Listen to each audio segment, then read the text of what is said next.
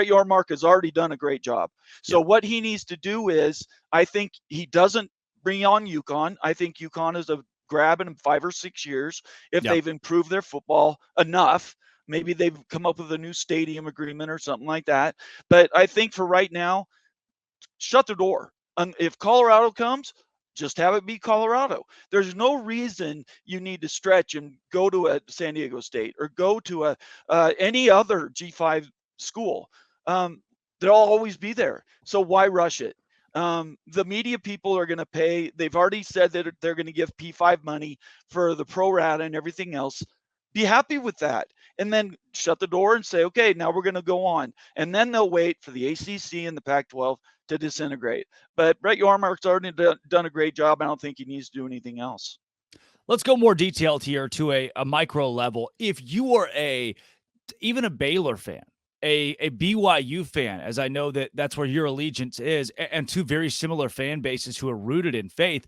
Right. How do you watch this play out, especially when, man, BYU was on its own a couple of years ago, wondering where its future was, and Baylor didn't know if it would still be Power 5. How do you view the happenings of the last week? I think it's nothing but opportunity. Again, my opinion has been formed probably for about a month now that Colorado's probably going to come. Now, if they don't come, will I have egg on my face? Sure, but who cares? People don't live next to me, so I'm not afraid of being wrong. But it from a BYU standpoint, and I think Baylor would. This is my opinion. I think they would love to see the Four Corners come. Any of them would be fine, but for Utah specifically, you bring in Utah, and against BYU, it's the Holy War. Top 5 rivalry in the country. Then if they bring in Arizona and Arizona State, they have their own thing, the Territorial Cup, where they hate each other, and that's another rivalry. That's one thing that Bob Thompson said in August, and it's part of my mantra now: rivalries. That's what's going to drive money and influence in the future. And if they can secure those, it'll really help the Big 12 not only be solidified as 3, but I think it might even increase their media pay. Looking at that word rivalries, where the Big 12 sits, there's not a lot of good ones. The current state of this conference, the 12 teams you have in, you have the Red River, which is one of the premier in college football. That is now obviously gone. Oklahoma State, maybe right behind that. That is now gone. Baylor, TCU is there, but it's one of those that had the weird cutoff 10 years ago, and since then TCU's honestly dominated it. To me, there has to be at some point, all right, we've got to create something.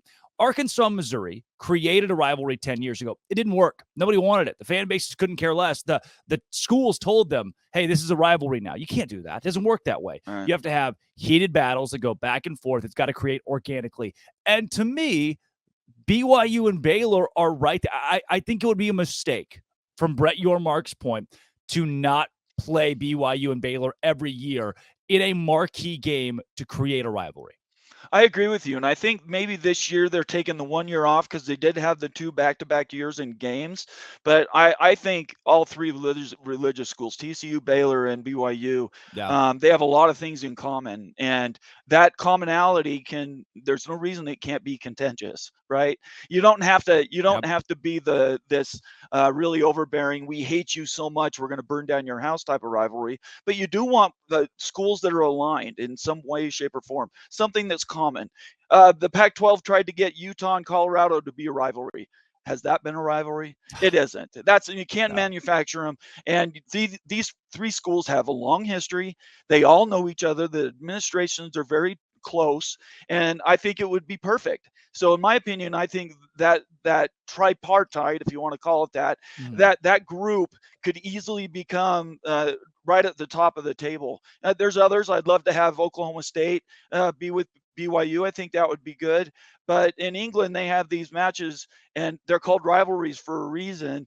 And these schools, these professional teams hate each other, right? Yep. And I think that's what drives business. So I think that's what they ought to do. Before we get you out of here, Mafia, we've talked a lot of business, talked a lot about the Pac-12, and we've gotten that 30,000-foot view. But now, dude, let's just rip it open. Opinions here. From a BYU standpoint, how do you view the Baylor Bears?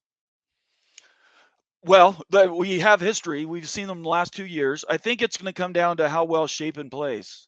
Yeah. I think he's a good quarterback, but he hasn't shown the creativity that I think that Aranda wanted out of him when they brought Yeah. him out. So if they can, in some way, he plays better, their defense is always going to be good. Their offensive line's always going to be good. They have amazing skill players.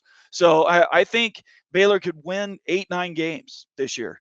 But if he doesn't play well, they could also end up on a 5-6. And that would be sad because they've had a team now for a couple of years that I think has been right there in talent with everybody. I mean, they should have beat TCU. Should have. Thanks for bringing that one up. That lives in the old nightmares. Nathan, Big 12 Media Mafia. Look, Nathan's a great name, but Big 12 Mafia is the premier name. I wish I would have gotten there first. Wow, really? You think so? There's something to it. It rolls off the tongue. If folks want to find your content, and I know it's all great. I've watched it for a while now. Had the awesome opportunity to join your show last week. Where can they find your content? Because it's consistent. It's damn good.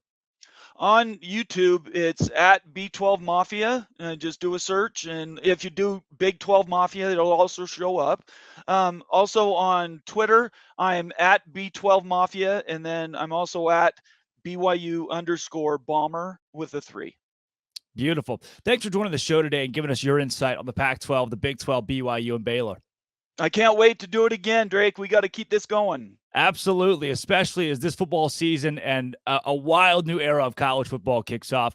For you at home, thanks for making Locked On Baylor your first listen every single day. Come back on Wednesday. Baylor's offense, top 5 players. Who's going to make the money this year? If the Bears are going to win the games, who's got to get it done? All that and more on your team every day, part of the Locked On Podcast Network. This is Locked On Baylor. Peace.